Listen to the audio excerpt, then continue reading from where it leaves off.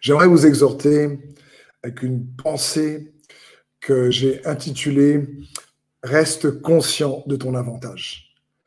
Reste conscient de ton avantage.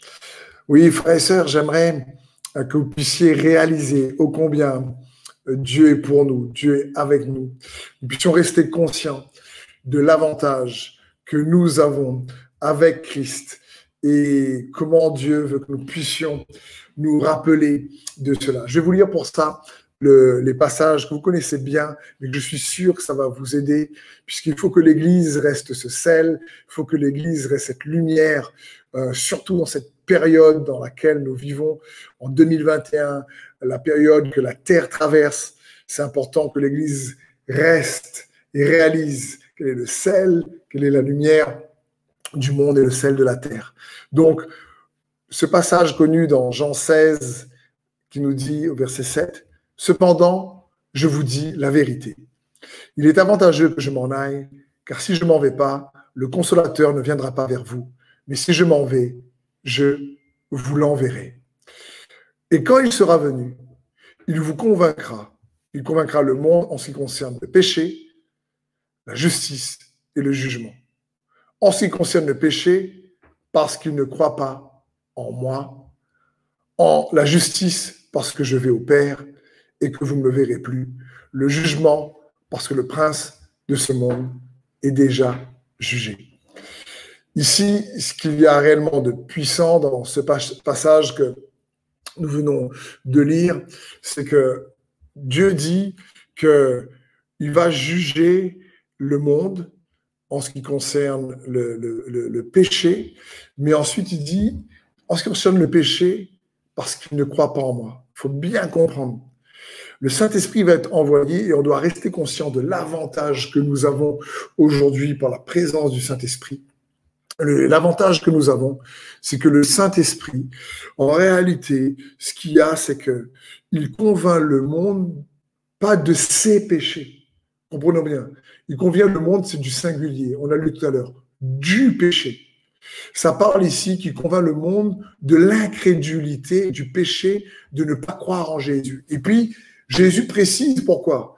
Il convaincra le monde du péché et il précise parce qu'il ne croit pas en moi. Donc, on voit ici que ce qui est important, c'est qu'il ne croit pas en Jésus. Il ne vient pas convaincre le monde pour qu'il se sente mauvais. Il ne vient pas convaincre le monde du péché, pour qu'ils se sentent condamnés sous le péché. Pour que, non, comme vous et moi, lorsque on a rencontré Jésus, le Saint-Esprit nous a convaincus de l'existence de Jésus. Et là, il s'adresse au monde. Il dit, eh ben, le Saint-Esprit sera là pour convaincre le monde du péché, et non pas de ses péchés pour qu'il se sente condamné, mauvais et qu'il sache qu'il n'est pas bon, mais du péché, quelque part, qui ne croit pas en Jésus, il dit, mais du péché parce qu'il ne croit pas en moi.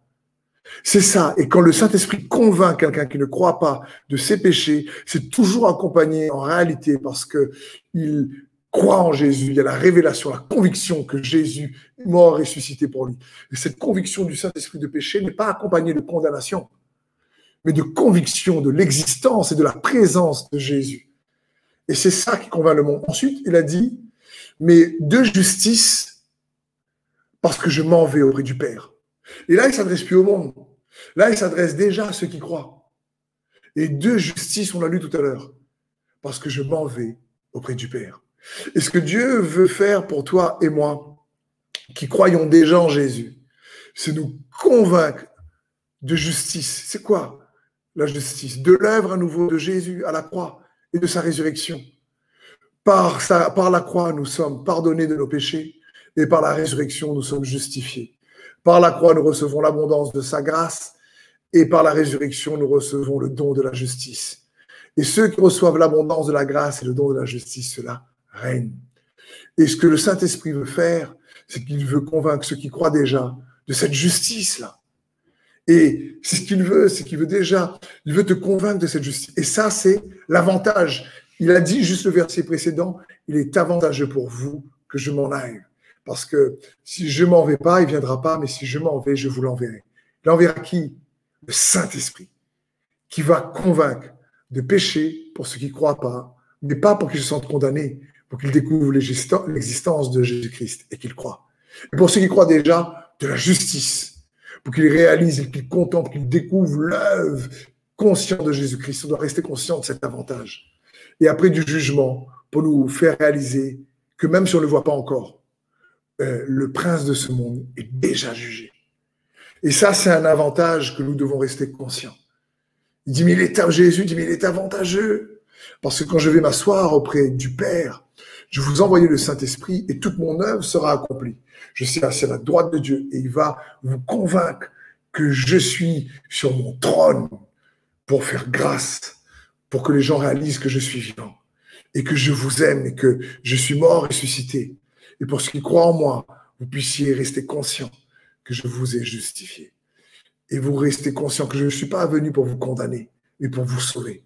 Mon nom est Jésus, le Sauveur.